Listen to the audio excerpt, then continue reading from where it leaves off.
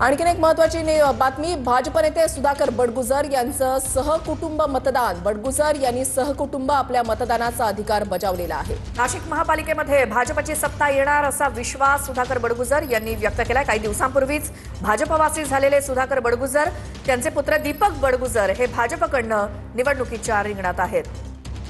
निश्चितपणे भारतीय जनता पार्टीची सत्ता महापालिकेमध्ये आल्याशिवाय राहणार नाही. प्रचंड बहुमताने बीजेपीचे उमेदवार त्याकडे विजयी होते. नक्कीच भाऊ, खरं तर आपण देवदर्शन केलेलं आहे. देवाकडे काय प्रार्थना केली?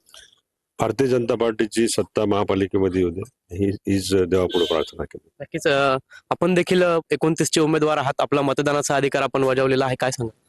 सर्वप्रथम मतदान करून मी मतदानाचा अधिकार बजावून प्रभाग क्रमांक 29च्या दिशेने आता निघतोय आणि मी सर्व नागरिकांना एकच आवाहन करेन की लोकशाहीच्या या उत्साहात आपण सगळ्यांनी सहभागी होऊन प्रचंड मतांनी भारतीय जनता पक्षाचा झेंडा हा नाशिक महापालिकेवर फडकावा अशी मी आवाहन करेन. आगळी वेगळे तर आहेच, कारण एक वेगळा आनंद आहे का आपण म्हणजे माझा मुलगा रन झालेला आहे आणि तो विजयी होणार हे निश्चित.